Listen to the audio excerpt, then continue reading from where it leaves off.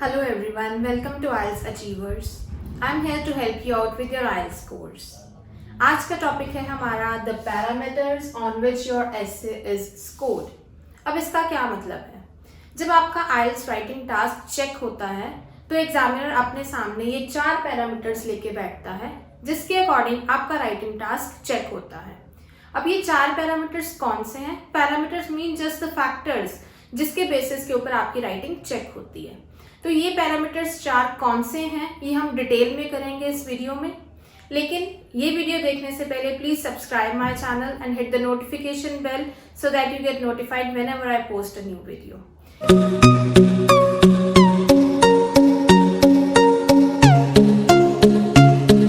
Now, why is it important to study these 4 factors? It's very important to study these 4 factors because by studying these 4 parameters, we'll get to know कि हमें किस point पे work करना चाहिए ताकि हम अपने ऐसे को और अच्छा बना सके और उसको 7+ बैंड्स वाला बना सके। Let's start with the video. Let's start with the points जो कि इस पैरामीटर्स में इंक्लूडेड हैं। The first one is task response. Then it is coherence and cohesion, lexical resources, grammatical range and accuracy. I'll be doing it one by one all. Just understand that every parameter has 25% count in the total. Lexical resources इसका मतलब है vocabulary add करना। So अगर आपने vocabulary add की है, some students come and say कि ma'am हमने बहुत अच्छी vocabulary ऐड की हुई है, हमने पूरे ऐसे में high band vocabulary words use किए हैं लेकिन फिर भी हमारे बैंड्स 5.56 इससे ज़्यादा आ ही नहीं रहे। So the reason is कि सिर्फ वोकैबुलरी ऐड करने से कुछ नहीं होगा because that is just 25% of whole the parameters. आपको टास्क रिस्पॉन्स भी चेक करना है, आपको कोहेरेंस एंड कोहेजन भी चेक करनी है, लेक्सिकल रिसोर्सेज भी और ग्रामेटिकल रेंज एंड एक्यूरेसी। ये 4 फैक्टर्स आपके एसे में होने जरूरी हैं, then only you can score good marks. So let's start with the first task response in detail. Now what do I mean by task response? Task response का मतलब ये 3 question का आंसर है। The first one being are you writing relevant ideas? क्या आपने relevant ideas लिखे हैं? जो क्वेश्चन में पूछा गया है क्या आपने उसके रेलेवेंट आइडियाज लिखे हैं या आप कहीं और डेविएट हो रहे हो अपने एसे से? The next is are you sticking to the question asked? जो आपसे क्वेश्चन पूछा गया है क्या आप सिर्फ उसी के बारे में लिख रहे हो या किसी और बारे में बात कर रहे हो? फॉर एग्जाम्पल अगर आपसे पूछा गया है क्वेश्चन में कि ट्रैवलिंग इन अदर नेशंस,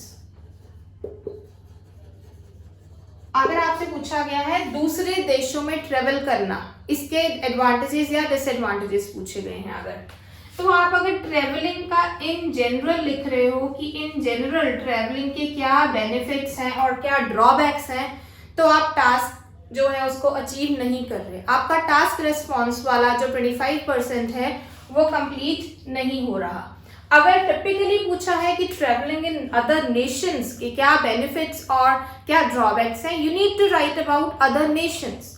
आप ट्रेवलिंग की इन जनरल बात नहीं कर सकते, राइट? नेक्स्ट है have you answered every part of the question? अब कई बार क्वेश्चन आता है जैसे यही सपोज कर लेते हैं ट्रैवलिंग इन अदर नेशन के कुछ एडवांटेजेस हैं और कुछ डिसएडवांटेजेस हैं। क्वेश्चन में पूछा गया है do the advantages outweigh it's disadvantages. अब क्वेश्चन में पूछा गया है कि किसकी अमाउंट ज्यादा है, एडवांटेजेस ज्यादा है या डिसएडवांटेजेस ज्यादा है। तो कई कैंडिडेट्स क्या करते हैं सिर्फ इसके एडवांटेजेस और डिसएडवांटेजेस लिख के आ जाते हैं और कहते हैं कि हमारा क्वेश्चन बहुत अच्छा हुआ है, बट जब रिजल्ट आता है they do not touch upon their scores. Why? Because they have not answered every part of the question. Every part of the question. One part of the question says that do the advantages outweigh its disadvantages? उस part को आपने address किया ही नहीं है अपने answer में, उस part की तरफ आपने ध्यान ही नहीं दिया तो आपके बैंड्स नहीं आएंगे because task response is not met. Task response पूरा ही नहीं हुआ। So this is very important कि आपको जो टास्क दिया गया है, जो क्वेश्चन दिया गया है, एटलीस्ट आप उसको 2 to 3 टाइम्स रीड करें before starting to write it. पहले 2-3 बार रीड करें क्वेश्चन को, अंडरस्टैंड करें उसको, प्लानिंग करें उसकी, उसके बाद जब आप लिखना स्टार्ट करेंगे तो जब आप लिखेंगे तो आपके आइडियाज भी रेलेवेंट होंगे क्योंकि आपने प्रॉपरली प्लान किया हुआ है अपना आंसर। आप क्वेश्चन पे स्टिक रहोगे क्योंकि अगेन आपने प्लानिंग की हुई है। Every part of the question को आप एड्रेस करोगे। Why? Because you have read the question at least 2 to 3 times. तो सवाल ही नहीं पैदा होता कि इसका कोई पार्ट मिस हो जाए, right? So I suggest you to read the question twice or thrice before starting to attempt it, right? Now moving on to the next point, that is coherence and cohesion. The next one is cohesion. Cohesion refers to the flow of your essay. Now what is the flow of your essay? It depends upon two factors. First one is the organization, कि आपने अपने ऐसे को किस तरह से organise किया है। फॉर एग्जाम्पल आपने अपने ऐसे को 4 पैराग्राफ्स में किया है या 5 पैराग्राफ्स में किया है।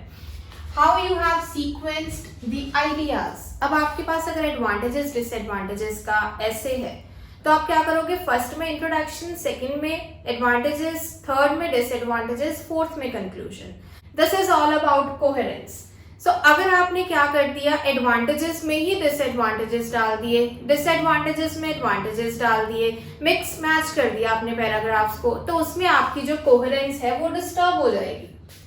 Coherence means how you have written the ideas, how you have organized your essay, how you have sequenced your ideas to form the particular paragraphs. Paragraphs के बीच में कैसी लिंकिंग है? So जो आपने ideas लिखे हैं, are they suiting the introduction? जो आपने introduction लिखी है, क्या उसके basis पे ही हैं आपकी ideas? For example, अगर आपको आया है question, do you agree or disagree? अब आपने अपने क्वेश्चन में जो इंट्रो है उसमें आपने लिख दिया कि I agree with this statement, लेकिन आप जब लिख रहे हो ऐसे तो आप डिसएग्रीमेंट शो कर रहे हो, तो उसमें आपकी जो कोहेरेंस है वो ब्रेक हो जाएगी। सो उसके बेसिस पे आपको जो स्कोर है वो नहीं मिलेगा। ये पॉइंट्स याद रखिए कि कोहेरेंस जो है that is based upon 3 points mainly, कि आपके पैराग्राफ्स किस तरह से लिखे गए हैं। 1 paragraph 1 idea, second paragraph the other idea. So paragraph को इस तरह से आप पैराग्राफ में इस तरह से सीक्वेंसिंग कीजिए आइडियाज की, ताकि एग्जामिनर को बिल्कुल क्लियर है कि ये वाला पैराग्राफ इस साइड का है, सेकेंड पैराग्राफ दूसरी साइड का है, राइट?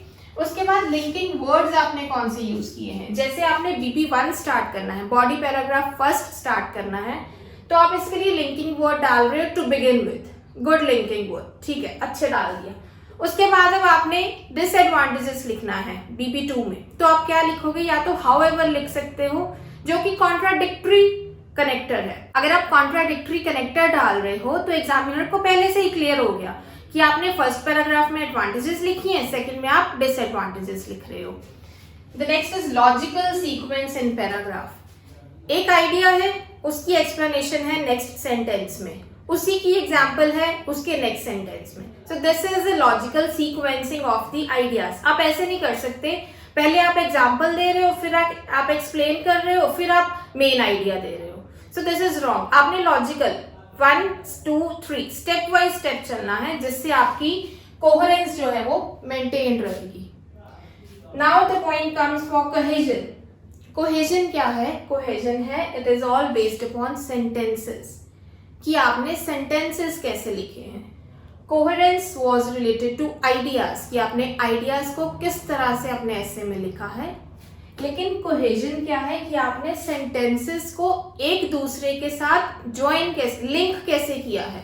एक सेंटेंस है उसको दूसरे सेंटेंस के साथ किस तरह से लिंक किया है, that is cohesion. That is how sentences are linked together to form paragraph and how paragraphs are linked together to form essay. This is about cohesion. It deals with the grammatical aspects. Grammatical aspects के साथ deal करता है. I'll explain you this with an example. It will be more clear to you. Let's do that, and then you will be able to differentiate between coherence and cohesion. Coherence is for the ideas, the sequencing of ideas, and cohesion is for the linking of sentences. So here's an example. I have written just 2 sentences just to make you clear about the cohesion. So to begin with, this is the coherence. Coherence is कि मैंने start कर दिया, इसको paragraph की starting कर दी और मैं अपना फर्स्ट आइडिया रिप्रेजेंट करने लगी हूँ। And what is that idea? The idea is that adults are more productive and energetic. More productive होते हैं और energetic ज़्यादा होते हैं with novel ideas, new ideas, which make them receptive to learning. This which is a cohesion device. Cohesion device ये sentence को link कर रहा है कि productive है ज़्यादा, energetic है ज़्यादा, novel ideas हैं उनमें, जो कि क्या कर रहे हैं, उनको receptive to learning बना रहे हैं. अब ये एक सेंटेंस कंप्लीट हो गया, जब नेक्स्ट सेंटेंस स्टार्ट हो रहा है तो वो मैं पिछले सेंटेंस के साथ उसको लिंक कर रही हूँ. कैसे?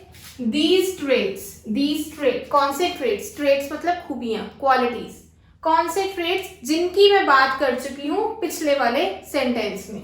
These refer to novel ideas, energetic, productive, receptive to learning. ये these इन सब के लिए मैंने प्लूरल यूज कर लिया.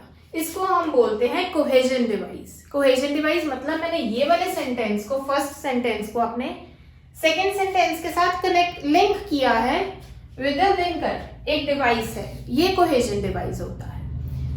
These traits help a nation to reach towering heights through the availability of human resources. So एक सेंटेंस जो है वो दूसरे सेंटेंस के साथ लिंक हो गया, इसको हम बोलते हैं cohesion.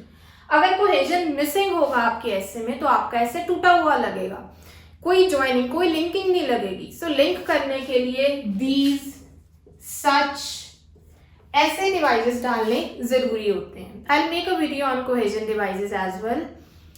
So I hope you are clear with coherence and cohesion. Moving on to the next. Now the third parameter is lexical resources. Lexical resources means the range of vocabulary you are using. Range of vocabulary does not mean कि आप high vocabulary words use कर रहे हो जिनका मतलब तक आपको पता नहीं है. बस आपको पता है कि ये इस ऐसे में यूज होना है तो आप इसको डाल रहे हो. That's it. No. This is not lexical resources. Lexical resources means using right word at the right place.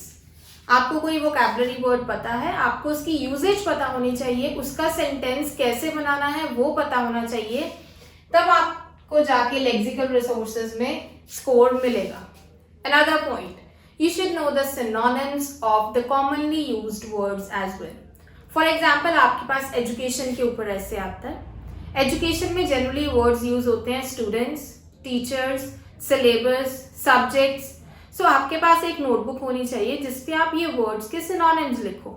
I have a video related to synonyms of most commonly used words. The link is given below in the description box. Please watch that video also. So आपने क्या करना है, एक diary maintain करके रखनी है जिसमें आप सिनोनिम्स लिखोगे जो मोस्ट कॉमनली वर्ड्स यूज होते हैं उसके रिलेटेड. जैसे स्टूडेंट्स का है, स्टूडेंट्स के लिए आप सिनोनिम का यूज कर सकते हो लर्नर्स, स्कॉलर्स, डिसाइपल्स. सो ये सारे वर्ड्स हैं जो आप स्टूडेंट के लिए यूज कर सकते हो. ऐसे टीचर्स के लिए trainers, tutors, educators, all these words. Subjects के लिए courses, disciplines, right. So try to have a notebook जहां पे आप अपने लेक्सिकल रिसोर्सेज की डिमांड्स पूरी करोगे, जिसमें आप अपने वोकैबुलरी वर्ड्स लिखोगे, यूज कहाँ पे होने हैं, यूजेज लिखोगे, उसको लर्न करोगे अच्छी तरह, सेंटेंस में उसको बनाना सीखोगे, and the words which are most commonly used उसके आप सिनोनिम्स राइट डाउन करोगे अपनी नोटबुक पे. Moving on to the next one. The last one is grammatical range and accuracy. Grammatical range and accuracy का क्या मतलब है? रेंज का मतलब है वैरायटी, कि आप कितने वैरायटी ऑफ सेंटेंसेस यूज कर रहे हो. क्या आपके ऐसे में सिर्फ सिंपल सेंटेंसेस है? सो अगर आपके ऐसे में सिर्फ सिंपल सेंटेंसेस है तो बिलीव मी आपको 5.5 से ज़्यादा बैंड्स नहीं मिलेंगे.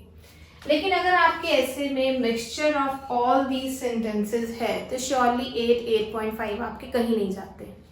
These sentences include simple sentences, compound sentences. Compound sentences में कंजंक्शन लगा के दो सेंटेंसेस को आपस में जोड़ा जाता है, जैसे कि एंड लगा के जोड़ दिया या बट लगा के जोड़ दिया.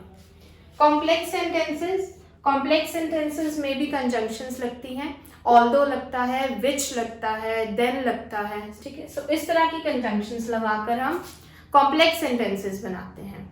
Then passive sentences, active passive voice करके. Conditional sentences, the sentences which start with if.